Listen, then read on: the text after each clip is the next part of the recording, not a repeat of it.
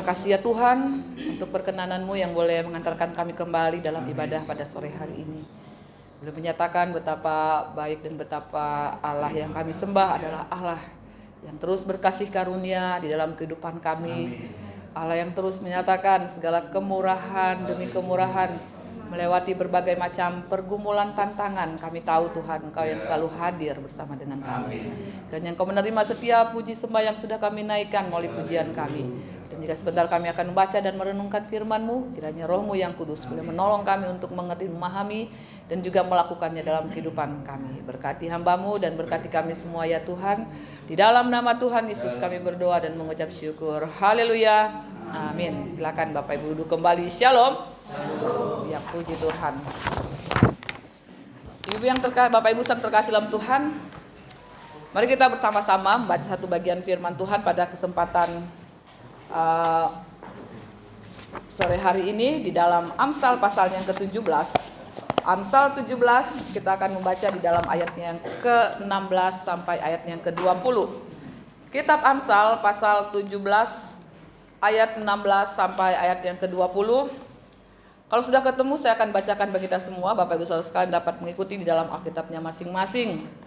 Dengan subtema yang akan kita bahas pada kesempatan sore hari ini yaitu seorang sahabat menaruh kasih setiap waktu. Demikian firman Tuhan. Amsal 17 ayat 16 sampai 20. Apakah gunanya uang di tangan orang bebal untuk membeli hikmat, sedang ia tidak berakal budi? Seorang sahabat menaruh kasih setiap waktu dan menjadi seorang saudara dalam kesukaran. Orang yang tidak berakal budi ialah dia yang membuat persetujuan yang menjadi penanggung bagi sesamanya. Siapa yang suka bertengkar, suka juga kepada pelanggaran. Siapa memewahkan pintunya mencari kehancuran. Orang yang serong hatinya tidak akan mendapat bahagia. Orang yang memutar-mutar lidahnya akan jatuh ke dalam celaka. Demikian jauh pembacaan firman Tuhan kita pada kesempatan sore hari ini. Bapak Ibu yang terkasih dalam Tuhan, istilah BFF gitu ya, best friend forever. Best friend forever ya, teman sejati, teman yang benar-benar teman, tidak hanya untuk hari ini, dikatakan forever, selamanya gitu ya. Merupakan sebuah istilah Bapak Ibu yang tren di kalangan para pemuda-pemudi ya. Istilah yang lain di zaman sekarang bestie gitu ya. Ada yang tahu kepanjangan bestie? Hah? Ya, bestie gitu, ataupun ada istilah lain yaitu kita ini satu circle gitu kan, sefrekuensi gitu kan. Nah, Bapak Ibu yang terkasih dalam Tuhan, terkadang kita melihat bagaimana kita dengan orang yang dekat dengan kita, yang katakan tadi BFF itu, tidak jarang kita mengupload foto dengan sahabat kita, dengan teman kita yang baik ya. Bahkan menulis caption di mungkin itu di status WA, Instagram, Facebook gitu kan. BFF gitu kan, best friend forever gitu kan, dengan emoticon love ataupun lain sebagainya gitu kan. Ataupun ada juga yang memakai ayat firman Tuhan untuk captionnya seperti di ayat 17 tadi ya, bahwa seorang sahabat menaruh kasih setiap waktu dan menjadi seorang saudara di dalam kesesakan. Ya, apa yang dikatakan oleh worship leader tadi boleh menolong kita ya untuk memahami bahwa sejatinya kita ini makhluk sosial yang diciptakan Tuhan gitu kan. Kita tidak hidup sendiri di tengah-tengah dunia ini, kita membutuhkan orang lain. Orang-orang di sekitar kita akan membantu kita bagaimana kita juga di dalam mengurangi stres kita gitu kan. Tadi kita bisa curhat, kita bisa istilahnya itu menceritakan keluh kesah kita kepada orang-orang yang kita anggap percaya. Maka kita bisa melihat Bapak Ibu yang terkasih bahwa tentunya ya kita bisa melihat ini orang yang ada bersama dengan saya ini kategorinya sebagai seorang teman ataukah seorang sahabat ya. Terkadang kita bingung gitu Bapak Ibu ya. Karena apa? Karena kita bisa melihat kita pasti punya banyak teman gitu tuh. Sejak kita dari TK kita punya teman, SD ya, maupun teman TK kita yang satu sekolah dengan kita. Bahkan kita kan bertemu dengan orang-orang baru ya, dan itu menjadi teman baru kita. Kita demikian, kita ke SMP, kita bertemu dengan orang-orang baru dan kita berteman. Demikian seterusnya, sampai pada saat ini ketika dimanapun kita berada, tentunya kita akan berelasi ya dengan orang-orang di sekitar kita. Tetapi apa yang dinamakan dengan teman itu berbeda dengan sahabat gitu ya. Karena teman itu relasi karena timbal balik. Teman itu karena memang kita punya hobi yang sama gitu ya. Kita punya tujuan yang sama, kita punya misalnya itu hal-hal yang kita suka itu sama-sama. Maka ini adalah teman bagi saya gitu ya. Dan kita bisa melihat bagaimana teman itu dikatakan karena timbal balik. Aku butuh kamu, kamu butuh aku gitu ya. Karena setelah itu selesai, urusan kita selesai, maka apa yang dinamakan teman itu bisa saja mudah berakhir gitu. Dan istilahnya itu saling menguntungkan karena sebatas tahu saja, sebatas keperluan saja. Nah, berbeda dengan sahabat ya. Maka teman itu kita punya banyak teman di mana-mana, di kota A, kota B, kota C, kota D gitu ya. Kita punya teman beberapa di situ. Tetapi yang dinamakan sahabat, Bapak Ibu, berbeda dengan teman. Ini berbedanya itu pada apa yang dinamakan dengan sebuah kualitas dari relasi itu. Karena sahabat itu adalah sebuah relasi yang lebih dalam. Di dalam persahabatan itu pasti ada pengorbanan ya. Di dalam persahabatan itu pasti ada komitmen, pasti ada kesetiaan, pasti ada yang namanya istilahnya itu kepercayaan, kepedulian, khususnya ketika kita ada di dalam masa-masa sukar. Sehingga nggak heran Bapak Ibu ketika kita punya istilahnya teman dalam keadaan susah kita, kebanyakan teman-teman itu orang-orang di sekitar kita akan memperlihatkan yang mana teman, yang mana sahabat gitu ya. Oleh karena apa? Nggak semua teman yang kita kenal itu kemudian ketika kita di dalam keadaan susah, mungkin mereka ada ketika kita ada di dalam keadaan senang gitu ya. Ketika kita di dalam kelimpahan, ketika kita ada di dalam situasi yang menguntungkan bagi mereka, mereka itu ada bersama dengan kita. Tapi kita bisa melihat tidak semua orang yang berada di dekat kita ketika kita di dalam masa-masa terendah kita, masa-masa terpuruk kita, masa-masa kesulitan kita. Nah itu yang saya katakan ya, hanya orang-orang tertentu, yaitu apa yang dinamakan dengan sahabat. Karena apa? Karena seorang sahabat itu adalah seorang yang ada bersama-sama dengan dia gitu ya, memungkinkan dirinya ada dengan sahabatnya bahkan ketika ada dia di dalam keadaan terpuruk sekalipun, kesusahan, kesulitan sekalipun. Nah, inilah yang dinamakan Bapak Ibu yang terkasih, bagaimana sahabat itu memiliki apa yang dinamakan dengan sebuah komitmen, sebuah kepercayaan. Karena apa? Karena dengan sahabat kita ini bisa curhat dengan leluasa. Kita tahu ini sahabat ini nggak akan ember gitu kan. Bapak Ibu, kalau kita cerita kepada semua orang tentang kesulitan, tentang masalah yang hidup yang kita alami, bahkan hal-hal yang sensitif dengan kita, nggak lama kemudian, 5 menit kemudian akan tersebar gitu ya. Berita kita itu di mana-mana, bahkan menjadi viral. Nah, Bapak Ibu, tetapi seorang sahabat adalah seorang, nanti kita bisa melihat contoh ya dari mereka yang memiliki komitmen terhadap sebuah persahabatan. Keluh kesah, curhatan dari seorang sahabatnya cukup dikunyah gitu bagi dirinya sendiri dan kemudian tidak dimuntahkan gitu ya, dalam arti kata kemudian tidak disebarluaskan kepada yang lain karena dia tahu bahwa sahabatnya ini adalah bagian dari dirinya. Dia tahu bahwa sahabatnya ini bukanlah orang yang kemudian bagaimana dia menjual segala keburukan temannya itu bagi kepentingan dirinya. Tidak ada gitu Bapak Ibu ya. Nah, kita bisa melihat bagaimana di dalam bagian firman Tuhan ini boleh dikatakan sahabat itu ada untuk berbagi keceriaan, berbagi kesedihan. Sahabat yang siap mendengarkan keluh kesah kita. Maka ketika Bapak Ibu cerita kepada seorang, dia sambil lalu, sambil nyapu, sambil main HP, itu bukan sahabat gitu ya. Oleh karena apa? Oleh karena seorang sahabat dia akan memberikan waktunya. Dia akan memberikan telinganya untuk mendengar. Dia peduli dengan cerita temannya, ya. Masalah sahabatnya itu menjadi bagian pergumulan dari dirinya, Bapak Ibu ya. Maka dia akan memberikan perhatian yang sungguh, kesedihan, keluh kesah dari sahabatnya itu boleh apa? Boleh didengarkan. Oleh karena apa Bapak Ibu? Hanya didengarkan saja, survei membuktikan dapat menurunkan tingkat stres dari orang yang curhat gitu ya. Dapat memberikan kelegaan sedikit tanpa kita ngomong, tanpa kita memberikan solusi. Biarkan dia bercerita. Itu dapat memberikan ketenangan di dalam hatinya. Maka sahabat itu selalu ada untuk kita dan menguatkan kita ketika kita ada di dalam keadaan lemah sekalipun. Namun ada beberapa orang Bapak Ibu menganggap bahwa ayat 17 ini merupakan suatu hal yang nggak mungkin terjadi. Ini hanya sebuah kamuflase, ini hanya sebuah angan-angan saja. Oleh karena apa? Oleh karena mungkin ada beberapa orang yang menganggap bahwa sahabat adalah sosok yang mustahil untuk didapatkan. Sahabat yang sejati itu tidak mungkin ada di tengah-tengah dunia yang rusak ini. Karena sejatinya dari pengalaman kita yang pernah dikecewakan gitu ya.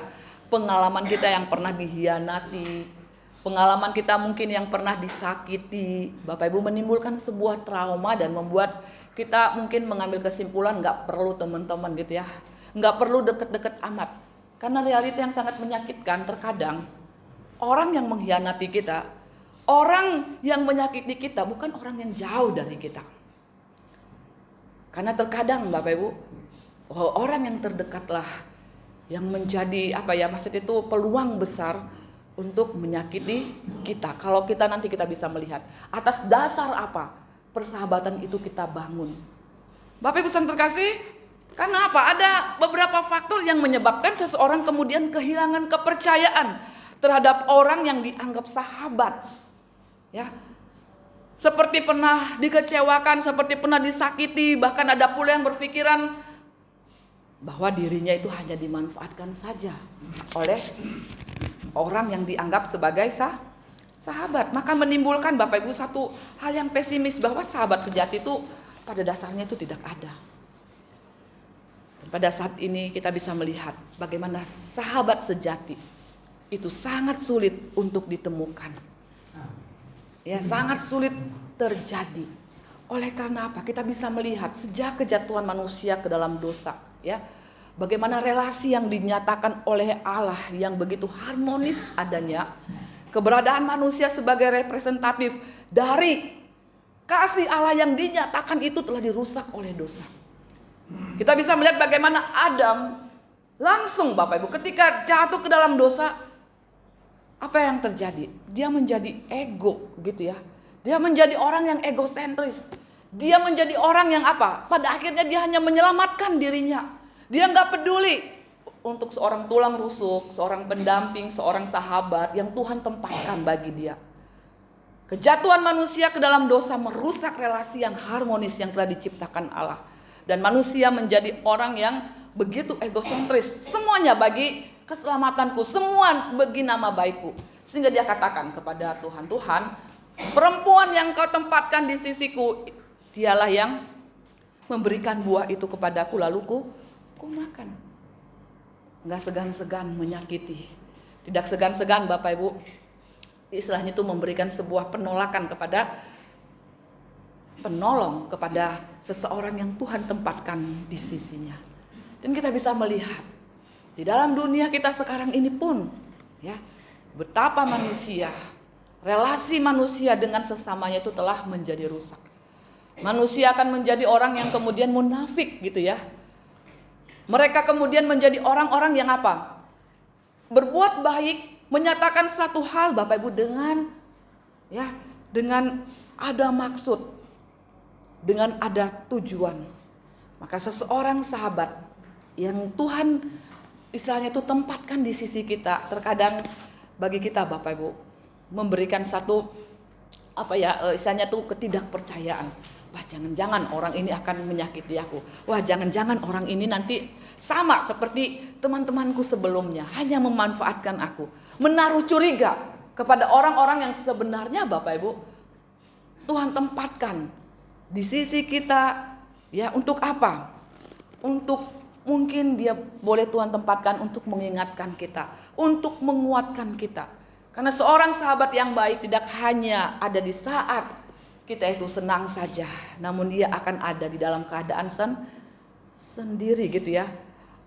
Ketika dalam keadaan sedih, dia dalam keadaan sendiri, seorang sahabat itu ada. Tetapi karena image kita, pikiran kita, wah ini jangan-jangan ada modus gitu ya. Wah ini jangan-jangan ada maksud. Wah ini jangan-jangan ada tujuan yang lain. Kita terlebih dahulu menaruh curiga kepada orang yang berbuat baik kepada kita. Maka kita bisa melihat bagaimana persahabatan yang terbentuk juga tanpa kita sadari Bapak Ibu, itu dapat membentuk karakter kita ya. Jika kita bersahabat dengan orang yang baik secara moral Bapak Ibu ya, secara umum, maka dikatakan kita akan hidup dengan baik juga. Maka perhatikan, ketika kita juga bersahabat dengan orang yang kurang baik secara moral Bapak Ibu, maka kita akan ikut-ikutan ya, menjadi orang yang tidak baik. Berjalan seiringnya waktu itu terus berjalan dan itu dinyatakan. Sehingga melalui kitab Amsal ini kita ditolong agar kita boleh memiliki hikmat di dalam kita berelasi, supaya kita tidak memanfaatkan dan juga tidak dimanfaatkan. Ya, kita bisa lihat Bapak Ibu yang terkasih dalam Tuhan. Yang pertama, ya, bagaimana ada yang dinamakan dengan persahabatan yang dilandasi oleh hikmat dunia. Perhatikan ayat yang ke-16, ayat yang ke-18, 19, 20. Ini adalah bentuk dari relasi.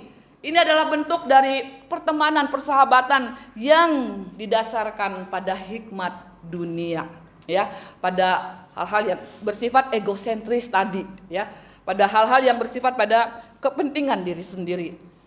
Kita bisa melihat dan di dalam ayat yang ke-17, hal yang kedua yaitu persahabatan yang dilandasi oleh hikmat Tuhan, oleh orang berhikmat, orang yang takut akan Tuhan. Kita bisa melihat Bapak Ibu di dalam ayat yang ke-16. Di sana dikatakan, apakah gunanya uang di tangan orang bebal untuk membeli hikmat, sedang ia tidak berakal budi. Maka Bapak Ibu dalam hal persahabatan, uang di tangan orang bebal, uang di tangan orang yang bodoh dikatakan. Ini menjadi sebuah alat ukur ya persahabatan itu dengan orang. Dia punya kekuatan secara materi, tetapi kekuatan secara materi itu digunakan Bapak Ibu untuk apa? Untuk memanfaatkan orang lain, ya, untuk mengontrol orang lain, untuk menguasai orang lain. Dia menuntut orang di mana dia sudah menyatakan kebaikan itu harus berbuat, harus melakukan, harus tunduk kepada apa yang dia mau. Berarti apa Bapak Ibu? Kekuatan materi yang dia pikir ini adalah apa? Ini adalah sebuah tindakan kebajikan, bukan? Tetapi persahabatan yang dilandaskan pada hikmat dunia ini Bapak Ibu, yaitu kepada sebuah manipulatif, menggunakan kekuatan materi, menggunakan kekuasaan itu Bapak Ibu untuk apa? Mengontrol, menguasai, memanfaatkan orang yang ada di dekatnya. Bapak Ibu terkasih dalam Tuhan, kita menuntut orang lain itu menjadi sahabat bagi kita. Tetapi pertanyaannya, apakah kita ini sudah menjadi sahabat yang baik bagi sesama kita gitu ya? Karena terkadang kita sendiri menjadi toksit gitu ya, menjadi racun di dalam relasi kita. Kita mengukur orang lain, apakah dia cocok gitu ya? Apakah dia ini memang pantas menjadi sahabat bagiku? Sedangkan kita tidak memberikan standar yang sama kepada diri kita, apakah kita juga pantas disebut sebagai sahabat yang benar bagi sesama kita? Nah ini Bapak Ibu, hal yang pertama kita bisa melihat bentuk dari persahabatan yang dilandaskan pada hikmat dunia, memanfaatkan orang lain berdasarkan apa? Kekuatan materi. Maka dikatakan orang yang bodoh, orang yang bebal, ya, uang di tangan orang yang bebal itu adalah dikatakan apa tadi dalam ayat yang ke-16. Apakah gunanya uang di tangan orang bebal untuk membeli hikmat sedang ia tidak berakal budi? Semua itu digunakan bagi kepentingan dirinya sendiri. Hal yang kedua ayat yang ke-18 Bapak Ibu, bentuk dari relasi Yang dilandaskan pada hikmat dunia dikatakan orang yang tidak berakal budi ialah dia yang membuat persetujuan yang menjadi penanggung bagi sesamanya. Ini kontras Bapak Ibu dalam ayat yang ke-16. Karena tadi ayatnya yang ke-16 itu memanfaatkan. Sedangkan di dalam ayat yang ke-18 ini dia dimanfaatkan gitu ya. Dimanfaatkan oleh orang lain. Dimanfaat segala kebajikannya itu kemudian dimanfaatkan. Mengukur persahabatan dengan pemberian. Orang yang menjadi sahabat kita itu kemudian memanfaatkan segala bentuk kebaikan sehingga kita bisa melihat Bapak Ibu terkadang ya. Maka dikatakan perlu hikmat Tuhan di dalam kita berelasi. Sikap dari Savior Syndrome gitu ya, menjadi penyelamat bagi orang lain itu penting. Tetapi jika itu terus-menerus dilakukan, maka orang itu menjadi kerugian bagi diri kita dan juga bagi orang lain. Kenapa? Sesama kita kemudian tidak bisa menjadi mandiri. Bahkan dia menjadi ketergantungan, bahkan itu menjadi kewajiban yang harus dipenuhi oleh sahabatnya. Maka ketika sahabatnya itu tidak memberikan apa yang dia mau, gak segan-segan dia katakan kamu bukan sahabatku. Dia menuntut apa yang seharusnya dia terima dari sahabatnya, yang padahal itu bukan sebuah kewajiban, ya, bukan sesuatu hal yang mutlak yang harus dia lakukan secara terus-menerus. Oleh karena apa Bapak Ibu? Oleh karena ini bukan apa yang Alkitab katakan. Sikap memanfaatkan gitu ya orang lain, kebaikan orang lain bagi kepentingan diri kita. Inilah sebuah relasi Bapak Ibu yang dikatakan yang dilandaskan pada hikmat dunia. Kembali kepada kepentingan diriku. Sikap egosentris kita, ya bagaimana kebaikan orang lain itu bisa terus menerus dan akhirnya ini menjadi suatu hal yang toksik juga ya, sebuah racun di dalam hubungan, dalam sebuah relasi. Nah kita bisa melihat Bapak Ibu yang terkasih dalam Tuhan di dalam ayat yang ke-19 ya, bentuk relasi yang ketiga di sana dikatakan siapa suka bertengkar suka juga kepada pelanggaran. Siapa memewahkan pintunya mencari kehancuran. Ini adalah dua orang yang saling Bapak Ibu yang mempertahankan ego masing-masing. Sehingga timbul tentunya pertengkaran, perselisihan, berkompetitif dengan cara yang tidak sehat.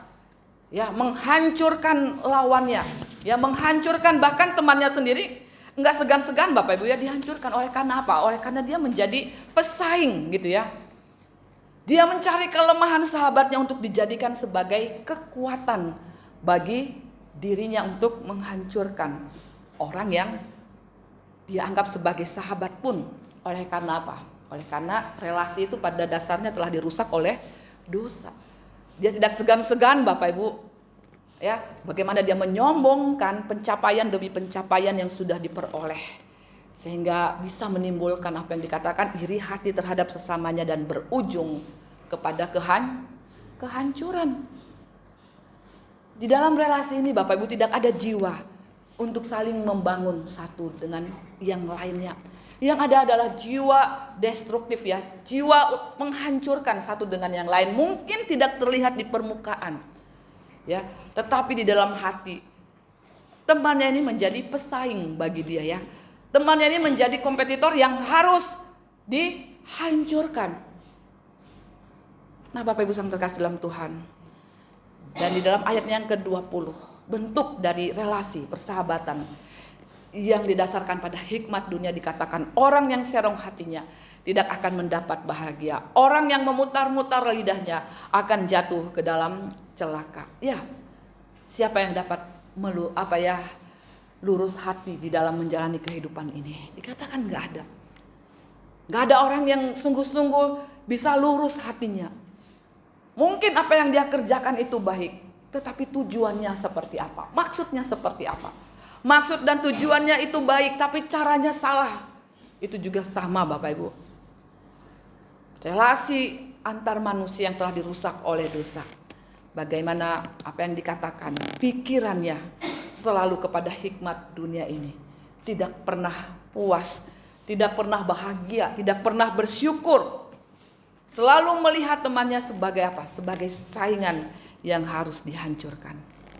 Sehingga apa dikatakan orang yang tidak bisa dipercaya. Dia menjadi orang yang tidak bisa dipercaya baik di dalam perkataan melalui janji-janji, ya. Orang yang nggak bisa dipercayai. Maka kita bisa melihat bagaimana orang yang kemudian Bapak Ibu, ya, ketika dia berjanji ini dan itu dan pada akhirnya janji itu tidak terrealisasi. Inilah kita bisa melihat, ya, keempat dari relasi yang dilandaskan pada hikmat dunia. Selalu kembali kepada apa yang menguntungkan aku dari pertemanan ini, dari relasi ini. Selalu melihat kepada orang ini bisa dimanfaatkan atau tidak, ya. Orang ini bisa memenuhi kebutuhanku atau tidak. Itulah Bapak Ibu yang dikatakan dengan relasi, pertemanan, persahabatan yang dilandaskan pada hikmat dunia. Sehingga tidak heran Bapak Ibu terkadang, ya, ada istilah itu, dia itu menusuk dari belakang. Kita nggak sadar ternyata orang menusuk kita dari belakang itu adalah orang yang dekat dengan kita, orang yang begitu ramah, orang yang hadir bersama dengan kita. Ternyata diam-diam dia, ya, memberikan rumor, memberikan apa? Mencemarkan nama baik kita. Padahal itu nggak kita lakukan. Ayat yang ke-20 tadi. Dia kemudian menjelek-jelekan kita, mengkhianati kita dengan berbagai macam hal. Maka inilah Bapak Ibu dampak bentuk dari relasi yang didasarkan pada hikmat dunia. Namun kita tidak menjadi pesimis Bapak Ibu. Karena terkadang orang mengatakan ayat 17 ini nggak mungkin terjadi gitu ya. Ya mungkin terjadi hanya kepada Allah saja gitu ya. Sehingga pujiannya ya memang dia adalah sahabat sejati. Seolah-olah Bapak Ibu orang Kristen ini menjadi orang yang jahat gitu ya. Orang yang memang nggak bisa dijadikan sahabat bagi kita. Tapi kita bisa melihat kebenarannya. Bahwa bagian yang kedua, persahabatan yang dilandasi oleh hikmat Tuhan. Yesus sendiri. Hikmat itu Bapak Ibu bukan teori. Dia itu bukan sebuah pemahaman. Tetapi hikmat itu adalah Kristus sendiri. Ya, Yesus sendiri sebagai hikmat Allah yang tiada terselami, yang hadir di tengah-tengah kita. Persahabatan kita, relasi kita yang telah dihancurkan, yang telah dirusak oleh dosa itu dipulihkan oleh Allah dengan menjadikan dirinya sendiri sebagai sahabat bagi orang-orang berdosa. Siapa itu? Kita. Nah, di sini kita bisa melihat bagaimana seorang sahabat dikatakan dia menaruh kasih setiap waktu. Kasih yang dinyatakan Bapak Ibu bukan seperti ya dalam Amsal pasal yang ke-27 ya, seorang kawan memukul dengan maksud baik tetapi seorang lawan mencium dengan secara berlimpah-limpah. Wah, dipuji-puji, begitu disanjung-sanjung padahal dalam hatinya awas kon ya, gitu kan istilahnya. Ada hal-hal yang terselubung. Tidak demikian Bapak Ibu ya. Jika seorang sahabat tidak mengasihi sahabatnya, tidak mungkin dia mau menegur sahabatnya yang melakukan kesalahan. Maka di dalam ayat ini Bapak Ibu menjadi sebuah kontras dari keempat jenis relasi yang sudah kita lihat tadi. Ayat yang ke-17 ini menjadi sebuah hal Bapak Ibu yang boleh menolong kita bagaimana ya kita itu boleh membangun sebuah relasi di atas dasar hikmat Allah, di atas dasar Kristus sendiri. Bagaimana hal itu terjadi Bapak Ibu? Ya, kita bisa melihat di dalam Alkitab, contohnya adalah Daud dan Yonatan. Ya, Daud dan Yonatan, Alkitab mencatat Bapak Ibu di dalam 1 Samuel pasal yang ke-8. Di sana dikatakan berpadulah jiwa Yonatan dengan Daud. Ini berbicara tentang sebuah kesatuan hati. Ini berbicara tentang kesatuan jiwa Bapak Ibu. Seorang sahabat yang mempunyai komitmen. Seorang sahabat di dalam kesetiaan. Seorang yang sahabat yang selalu ada tidak hanya di kala senang tetapi di dalam tengah kesulitan itu dia ada. Persahabatan mereka itu melibatkan Tuhan. Ya. Mereka mengikat perjanjian di dalamnya. Ketika mereka mengikat perjanjian itu mereka mengikut sertakan Allah di dalamnya. Baik keduanya, Yonatan maupun Daud, mereka adalah dua orang yang sama-sama mengenal dan mengasihi Tuhan. Persahabatan mereka begitu Tuhan berkati. Karena apa? Karena mereka juga dikatakan mengasihi satu dengan yang lain. Yonatan ya dikatakan dalam ayat yang pasal 8 itu 1 Samuel pasal 8 ayat yang kedua dikatakan Yonatan mengasihi Daud seperti dirinya sendiri. Bukankah persahabatan Daud dan Yonatan merupakan gambaran seperti apa yang dikatakan di dalam hukum yang utama? Katakan kasihlah Tuhan Allahmu dengan segenap hatimu. Hukum yang kedua, kasihlah sama manusia seperti dirimu sendiri. Keduanya boleh mengenal Allah dan melibatkan Allah di dalam relasi mereka. Keduanya mengasihi Allah dengan segenap hati mereka, melibatkan Tuhan dengan mengikat perjanjian di antara mereka. Dan juga mereka mengasihi satu dengan yang lain seperti mereka mengasihi dirinya sendiri. Meskipun kita bisa melihat Bapak Ibu, Saul ayahnya Yonatan hendak membunuh Daud, tapi Yonatan tidak segan untuk apa? Membantu Daud. Bahkan ia pun menguatkan Daud ketika Daud di dalam keadaan lemah. Untuk itu Bapak Ibu yang terkasih dalam Tuhan, biarlah kita boleh sungguh-sungguh ya, bagaimana kita boleh dimampukan Yesus ketika kita melihat Bapak Ibu bahwa menganggap bahwa tidak ada sahabat bagi diri kita. Oleh karena apa? Oleh karena mungkin ada trauma-trauma yang timbul dari hati kita akibat relasi-relasi kita yang rusak sebelumnya gitu ya. Mungkin kita kehilangan kepercayaan terhadap orang yang kita anggap sahabat. Mungkin kita juga mengatakan gak ada sahabat yang sejati, semua berdasar pada kepentingan, pada keuntungan, pada pemanfaatan.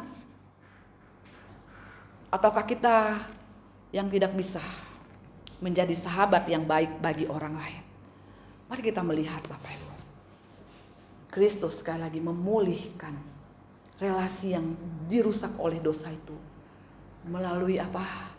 Melalui penebusannya di atas Kalvari. Ya, dia menjadi sahabat bagi kita. Yohanes 15 ayat yang ke-13 dikatakan tidak ada kasih yang lebih besar daripada kasih seorang yang memberikan nyawanya untuk sahabat-sahabatnya. Dia menjadikan dirinya bagi setiap sahabat, bagi setiap kita manusia yang berdosa. Dia menjadikan dirinya sebagai sahabat, dia menyebut kita sebagai sahabat, dia tidak menyebut kita sebagai hamba dikatakan. Oleh karena apa Bapak Ibu? Di atas Kalvari dia memulihkan. Dia mengerti, tidak hanya sekedar mengerti tapi dia merasakan pergumulan-pergumulan kita. Dia bahkan memberikan nyawanya untuk sahabat-sahabatnya. Namun terkadang kita sendiri melihat bahwa diri kita lah menjadi sahabat yang tidak baik bagi Tuhan kita. Berapa banyak kita sering mengecewakan dia. Berapa banyak kita selalu menyakiti hati Tuhan. Kita tidak bisa menjadi orang yang dipercaya, baik di dalam perkataan kita maupun di dalam tindakan kita. Tetapi dikatakan apa Bapak Ibu? Kristus sebagai sahabat sejati kita. Dia menerima kita, bukan ketika kita ini sudah baik terlebih dahulu. Bukan karena kita sudah layak dianggap sebagai sahabat. Tetapi dia katakan dia mati ketika kita masih lemah. Dia mati ketika kita masih dalam keadaan berdosa. Maka Bapak Ibu yang terkasih dalam Tuhan, hanya ya persahabatan yang sejati itu ada. Persahabatan yang sejati itu dimungkinkan. Ini bukan suatu hal yang mustahil yang kemudian tidak bisa terjadi. Bisa dimungkinkan hanya di dalam Yesus Kristus Tuhan kita.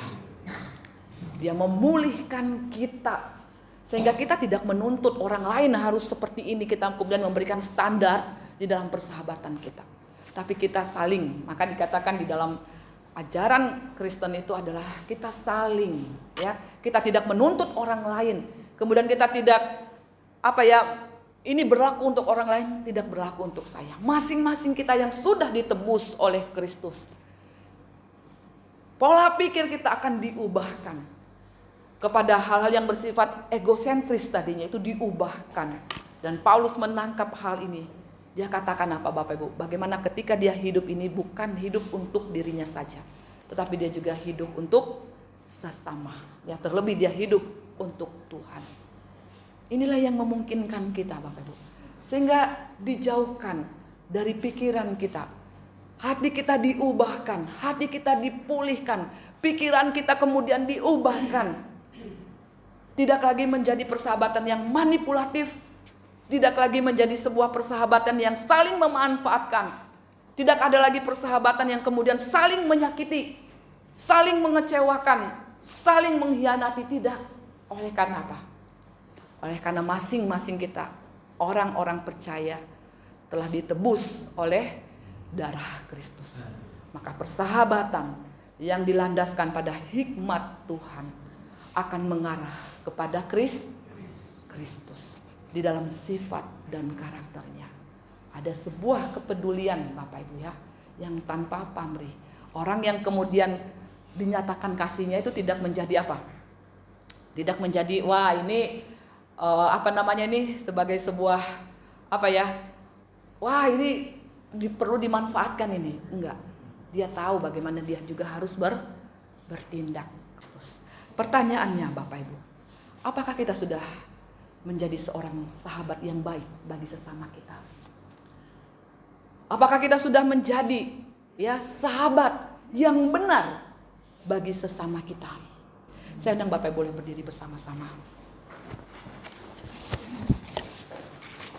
Dan saya undang rekan-rekan pemain musik boleh maju. Bapak Ibu mungkin ada di antara kita yang pernah kecewa, yang pernah merasa tersakiti, yang pernah merasa dikhianati di dalam relasi-relasi kita. Mungkin kita menutup diri terhadap apa yang dinamakan dengan sahabat. Tetapi yakinlah Bapak Ibu bahwa setiap kita yang telah ditebus oleh darah Kristus. Tadi sudah kita menyanyikan bahwa kau sahabatku, kau saudaraku. Kita masing-masing, kita secara personal yang hadir pada saat ini, kita yang sudah mendengarkan firman Tuhan hari ini, kita adalah orang-orang yang sudah ditebus oleh darah Kristus. Tuhan ampuni aku, Tuhan ajar aku menerima sahabatku, sesamaku, yang mungkin di dalam pergumulannya, yang mungkin di dalam kesusahannya. Masing-masing kami Tuhan, masing-masing kami secara pribadi saat ini di hadapan-Mu Tuhan, mau menjadi sahabat yang benar bagi sesama kami. Terima kasih Tuhan. Mengasihi lebih sungguh, mengasihi lebih sungguh. Dia yang lebih dulu, Tuhan lebih dulu mengasihi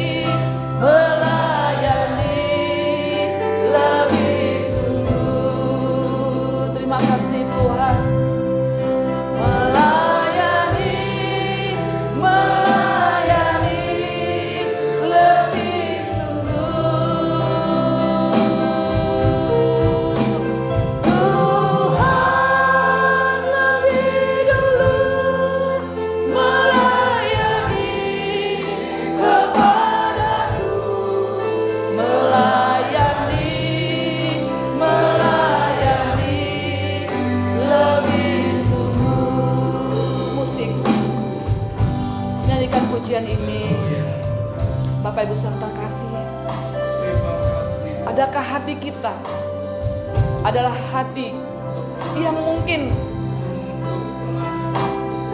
mulai curiga terhadap sesama kita? Adakah hati kita menjadi hati yang pernah kecewa terhadap relasi dengan sesama kita? Adakah hati kita pernah menjadi hati yang dihianati, hati yang disakiti oleh karena relasi-relasi kita sebelumnya? Saat ini Tuhan mengatakan kepada kita, Dia sudah pulihkan kita, Dia sudah ampuni kita, Dia sudah terlebih dahulu mengasihi kita. Dan bagaimana di dalam Dia kita dimungkinkan menjadi sahabat-sahabat yang benar bagi sesama kita. Kita boleh menjadi sahabat-sahabat seperti Kristus, boleh menyatakan kasih-Nya bagi kita. Kita boleh menjadi orang-orang yang peduli, menjadi orang-orang yang mengasihi tanpa pamrih. Masing-masing kita tidak menunggu, tapi masing-masing kita mau berinisiatif menjadi sahabat yang baik bagi sesama kita. Terima kasih Tuhan, terima kasih Yesus. Pujikan pujian ini sekali lagi, mengasihi lebih sungguh. Mengasihi lebih sungguh. Kita mau katakan, Tuhan, aku mau mengasihi. Aku mau mengasihi Tuhan. Mampukan aku. Terima kasih Yesus.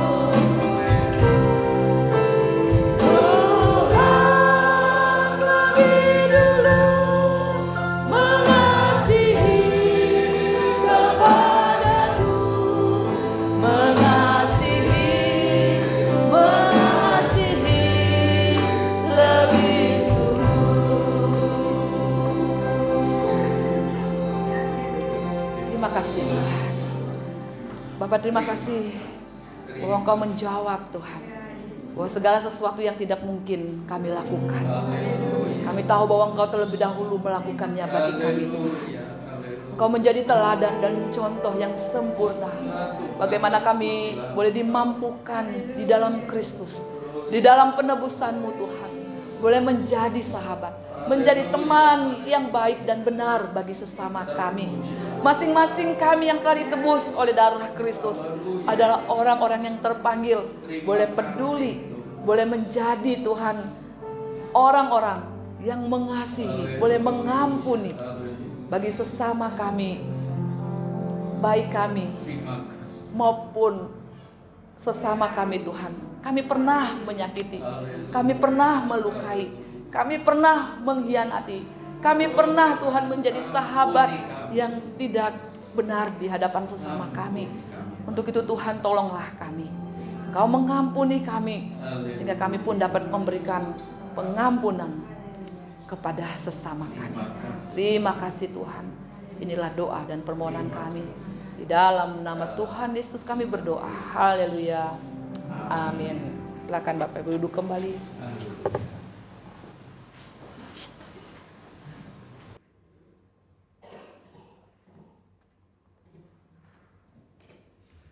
Puji Tuhan ya, kita sudah mendapatkan berkat firman Tuhan. Mewakili jemaat dan majelis GIA Surabaya, kami mengucapkan terima kasih kepada hambanya Pendeta Rian Waruwu. Kiranya Tuhan Yesus yang akan memberkati. Imanku tetap